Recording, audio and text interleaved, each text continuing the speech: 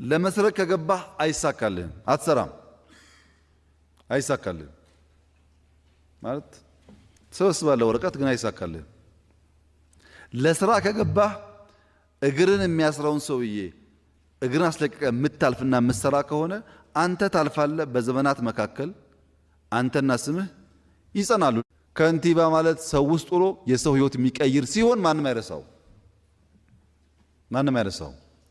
ስብሰባ ማድረግ በተሸፈነ መኪና ብቻ መመላለስ ከሆነ ራስህ እንዳትታይ ራስህን ሸፍነ ስታበቃ ሰው ሊያውቅ አይችልም።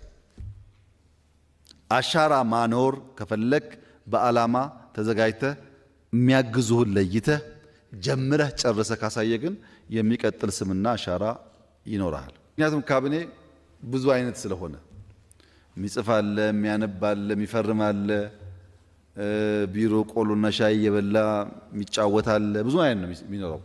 ከዚያ ውስጥ ዲቮትድ ሰዎች ይለያሉ፣ ከካቢኔዎች ይለያሉ። ቲም ትሰራለህ።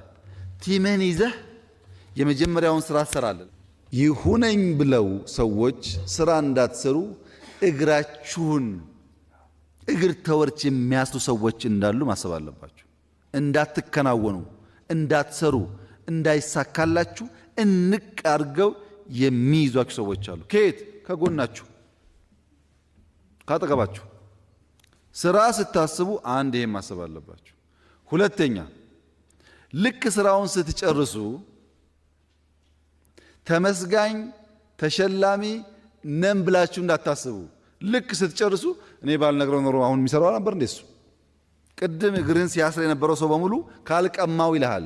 ድል ስለሆነ ከንቲቦች ድል የሚቀሙ ሰዎች፣ ስራ እንዳሰራ እግር የሚያስሩ ሰዎች እንዳሉ ካወቃችሁ፣ ከነቃችሁ፣ በእውቀት ከሄዳችሁበት ትሰራላችሁ። ግን ልሰራ እኮ ነበረ እንዴት አድርጌ እግሬን ያዘኝ ካልክ ትቆማለህ። አሁን እነሱ ችሎ ካቆሙ አንተም ስራ አትችልም ማለት ነው። አቁመውሃል። እነሱ ማቆም ስራቸው ነው። አልቆምም ብለህ ከሰራህ ስራ ትችላለህ፣ በልጣቸዋል ማለት ነው። ከበለጥካቸውና ከሰራህ በኋላ ግን ሲነጥቁህ ስራውን ስጣቸው። እነሱ መንጠቅ አንተ መስራት ስለምትችል ካልክ ስራ አሳይ ሰርተህ እንጂ ዝም ብሎ ጀምሮ የሆነ ነገር አቁሞ መተው የከንቲባ ባህሪ አይደለም። በስህተት ከንቲባ የሆኑ ሰዎች ባህሪ ነው እሱ። የከንቲባ ባህሪ ሳይጀምር ነው የሚጨርሰው። አቅዶ ቲም አዘጋጅቶ ቦታ ለይቶ ልክ ሲጀምር የሚጨርስበትን ቀን ነው የሚያወራው። ማትጨርስ ከሆነ አትጀምር፣ ማትጨርስ ከሆነ